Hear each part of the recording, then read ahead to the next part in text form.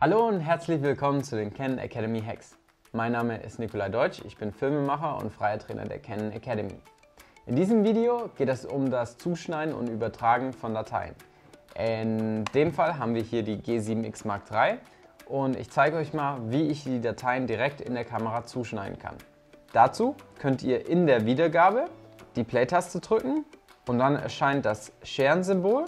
Darauf klickt ihr und nun könnt ihr einen Schnitt anfangen und ein Schnittende setzen. Das Video wird dann zugeschnitten auf die Länge, wo ihr euren Schnittanfang und euer Schnittende gesetzt habt. Ihr könnt das Video als neues Video speichern oder das alte Video überschreiben. Zum Übertragen der Dateien habt ihr mehrere Möglichkeiten. Die Kamera besitzt ein WLAN-Modul. Das ermöglicht die Verbindung zu Smartphone oder Tablets.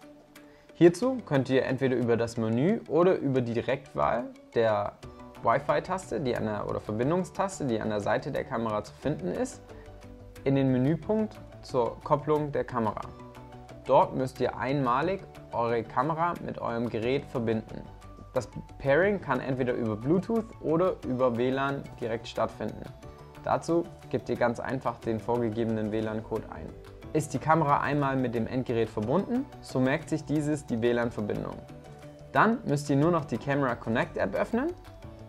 Die Kamera sollte automatisch aufpoppen und ihr könnt dann die Bilder und Videos auswählen und übertragen. Eine weitere Möglichkeit ist, ihr könnt ganz normal über eine SD-Karte und ein SD-Lesegerät die Dateien übertragen. Ihr könnt auch mit einem USB-Kabel die Kamera direkt am Computer anschließen und so die Dateien übertragen. Eine weitere spannende Möglichkeit, Bilder und Videos zu übertragen, ist über die cloud-basierende Plattform Image.can.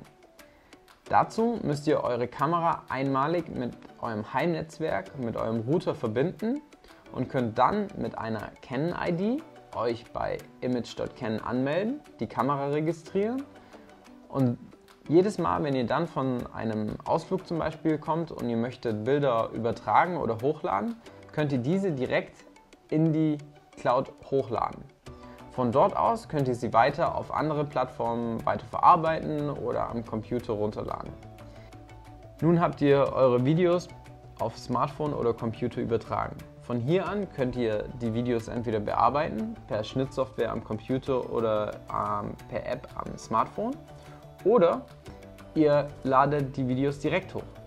Ich hoffe, das Video war hilfreich für euch und ihr konntet was mitnehmen. Für weitere Infos schaut doch mal vorbei auf der Seite der Canon Academy. Dort findet ihr viele Tipps und Tricks zum Thema Fotografie und Film. Und bis zum nächsten Mal.